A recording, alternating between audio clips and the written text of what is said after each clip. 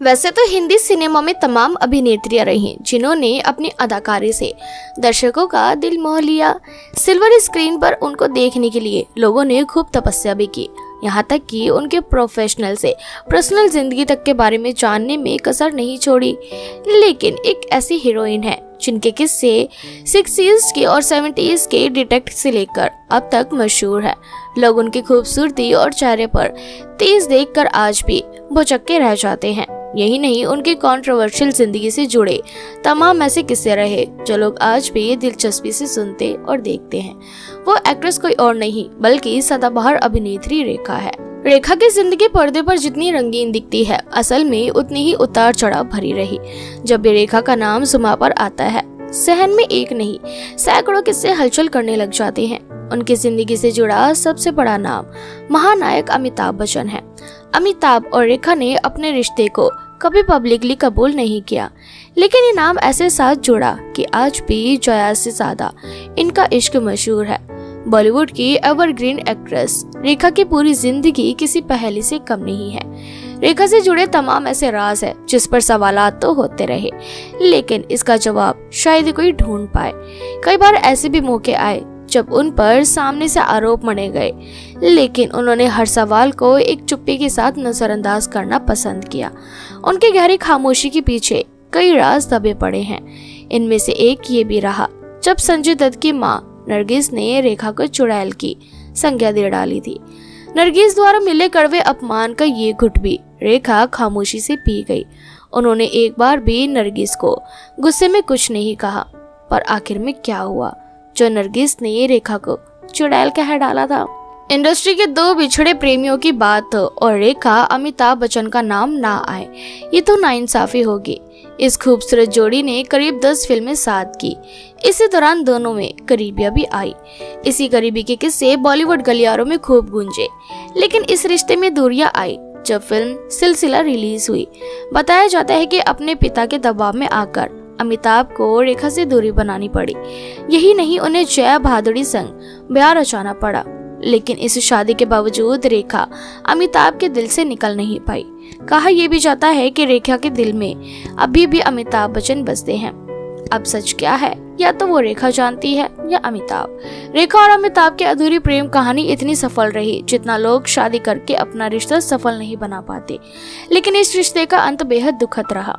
Film दो अनजाने के सेट पर शुरू हुई इस लव स्टोरी का अंत तो लिखा ही था, क्योंकि तब तक अमिताभ शादीशुदा थे।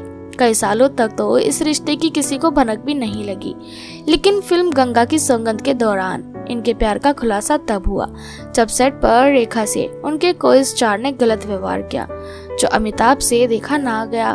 उन्होंने सबके सामने ही उसकी जमकर पिटाई कर डाली। तभी लोगों को इनके अफेयर का अंदाजा हो गया।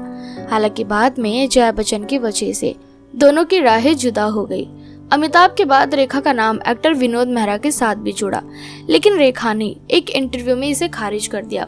इसके बाद अधूरी प्रेम कहानी लिए रेखा की मुलाकात 1990 में दिल्ली के बिजनेसमैन मुकेश अग्रवाल से हुई। कम वक्त में ही दोनों को प्यार हुआ और उन्होंने शादी कर ली, लेकिन ये शादी ज्यादा लंबी नहीं टिकी। शादी के 6 महीने बाद ही तलाक हो गया और तलाक के बाद मुकेश अग्रवाल ने आत्महत्या कर ली।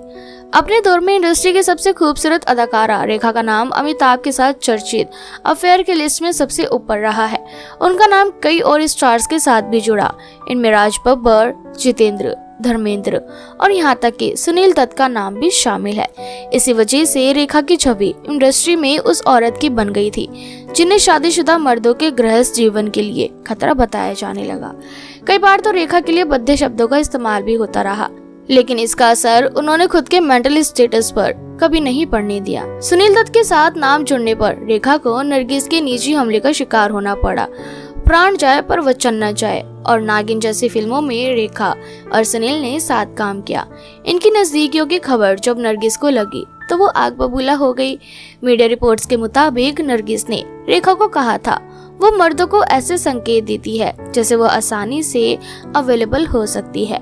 कुछ लोगों के लिए वो किसी चुड़ैल से कम नहीं। जब रेखा पर नरगिस के ये जहरीले कटाक्ष किए तब उनकी उम्र महज 22 की थी, लेकिन रेखा ने नरगिस के इस स्टेटमेंट पर कभी पलटवार नहीं किया।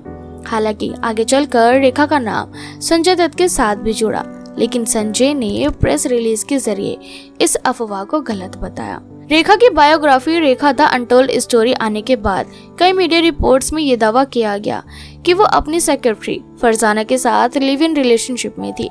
रिपोर्ट्स के मुताबिक सिर्फ फरजाना के पास रेखा के बेडरूम जाने की परमिशन है।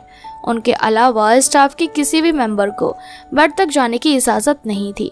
हालांकि लेखक यासीर उस्मान, जिन्होंने रेखा की बायोग्राफी लिखी, उन्होंने इन बातों को बकवास बताया। उन्होंने रेखा और फरजाना के लिव इन के दावों को खारिज करते हुए मनगढ़ंत बताया। फिल्मी करियर की शुरुआत में अपने रंग रूप को लेकर आलोचनाएं झेलने वाली रेखा की जिंदगी का हर अफसाना लोग सुनना चाहते हैं। एक इंटरव्यू में रेखा ने कहा था कि मैं अपनी मर्जी से नहीं बल्कि मार खाकर फिल्मों में आई हूँ। उनका सपना एयर होस्टेस बनने का था।